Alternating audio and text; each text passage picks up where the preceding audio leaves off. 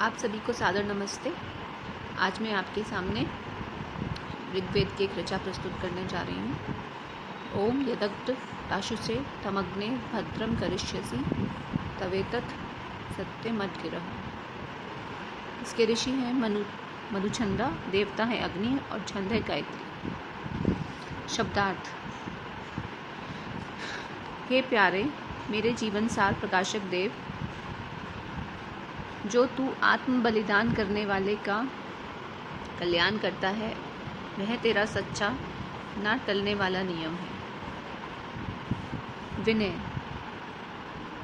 हे प्रकाशमय देव, यह सच है कि स्वार्थ त्यागी का कल्याण ही होता है, पर दुनिया में तो ऐसा दिखाई नहीं देता। दुनिया में तो दिखता है कि जो स्वार्थमग्न लोग ही आनंद मौज उड़ा रहे हैं और स्वार्थ त्यागी दुख भोग रहे हैं। स्वार्थी विजय पर विजय पा रहे हैं, दूसरों पर जुल्म कर रहे हैं और जो स्वार्थ त्यागी पुरुष सताए जा रहे हैं। परंतु हे मेरे प्यारे देव, मेरे जीवन सार, आज मैं तेरी परम कृपा से सूर्य की तरह यह साफ देख रहा हूँ कि आत्म बलिदान करने वाले का तो सदा कल्याण ही होता है। इसमें कुछ संशय नहीं रहा।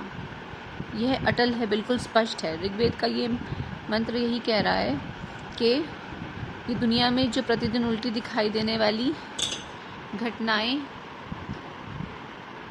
आज मेरी खुली आंखों के सामने इस प्रकाशमान सत्य को छिपा नहीं सकती कि आत्मसमर्पण करने वाले के लिए कल्याण ही कल्याण है। मैं देखता हूँ कि दुनिया में चाहे सूर्य टल जाए, ऋतुएं बदल जाए, पृथ्वी कितनी ही उल्टी घूमने लग जाए और सब असंभव से असंभव संभव हो जाए, पर तेरा सत्य अटल है कि आत्म बलिदान करने वाले का अकल्याण कभी नहीं हो सकता।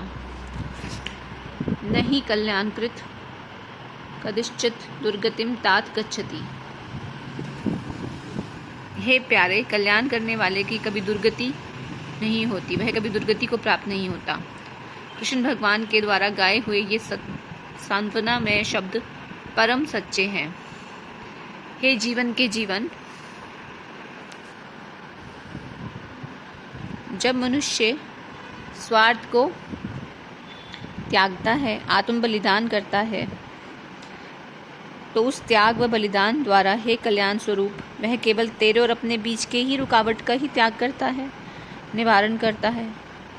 हम सबको जीवन का एक लक्ष्य है मोक्ष, और मोक्ष का अर्थ है कि हमारे और परमात्मा के बीच की जो दूरी है, दूरी तो उससे हमारी समय की नहीं है और हमारी उससे स्थान की भी दूरी नहीं है। वो हमारे अंदर पूर्ण रूप से व्याप्त है और वो हमेशा से है और वो हमेशा रहेगा। तो न हमारी उनसे स्थान की दूरी है, न समय, लेकिन जो हमारे और उसके बीच में ज्ञान की दूरी है कि हम उतना निकट होते हुए भी उसे जान नहीं पा रहे हैं। तो वो जो रुकावट है वो हमारा जो अंतःकरण पे बुरे बुरे संस्कार हैं, जो हम फंसे हुए हैं अपने दुर्गुणों में, उसकी वजह से हम उसका साक्षात्कार नहीं कर सकते।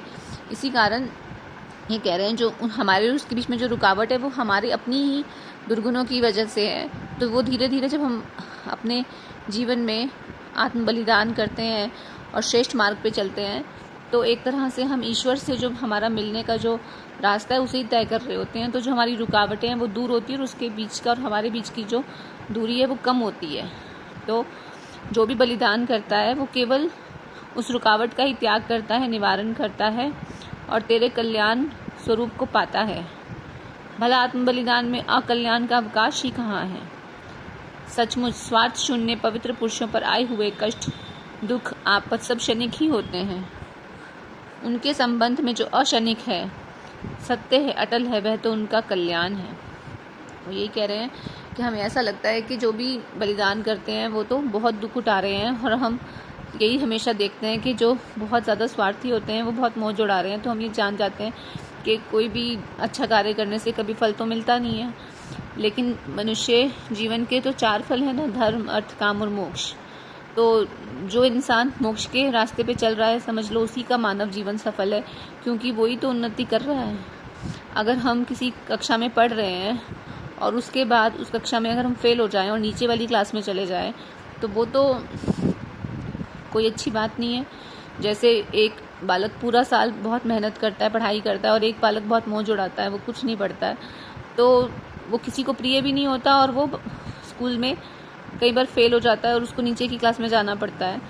तो ऐसा तो शायद हम नहीं देखते, क्योंकि बहुत बार ऐसे बच्चों को प्रमोट भी कर देते हैं स्कूल में। लेकिन ईश्वर के यहाँ हमेशा न्याय होता है। जो मनुष्य जीवन पाकर भी मनुष्य जैसे कार्य नहीं करता और केवल मौज मस्ती में और अपना जीवन व्यर्थ ही गंवा देता है, उसका निश्चित रूप से ही दुर्गति को वो प्राप्त होता है।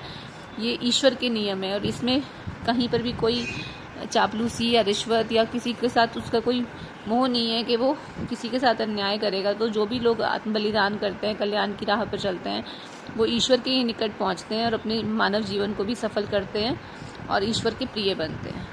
धन्यवाद।